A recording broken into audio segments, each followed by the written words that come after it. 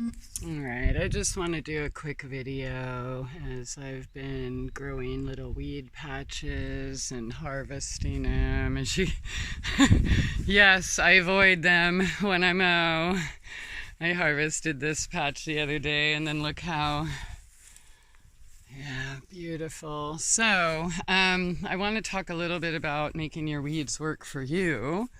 I may have mentioned before all of the good medicine in these yummies, which I don't have time to go through every single video, so just go check the other ones. But if you remember, there was a big patch here that I've been harvesting from, but the henbits and dead nettles got a little old.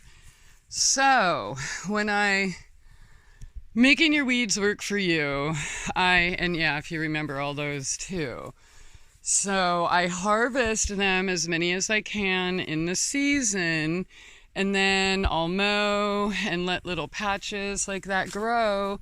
Like this one was totally overgrown, which is a great protector, but I just rip them all out by hand, and then I use them as mulch because my soil, I'm just building, I'm not tilling.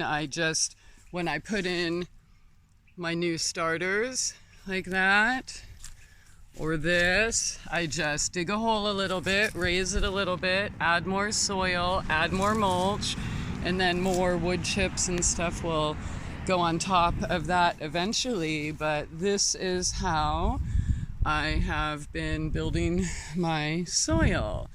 So, and if you've seen my gardens, it kind of works out all right. So yeah, I've just been getting in some more of my little baby starters and lining them with weeds.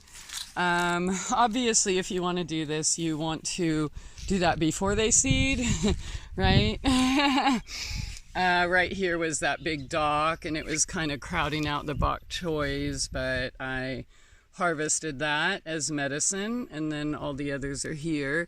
And I always leave some, like if you notice, this is a cleaver and they're still growing, so I leave a patch, so I can harvest to eat and make medicine. But yeah, don't hate your weeds. They're there for you, and all of the nutrition you can get internally with them, you're also giving that to your soil. So you don't need to buy fertilizers or all these crazy things. Just make it work for you. All right, have a good day.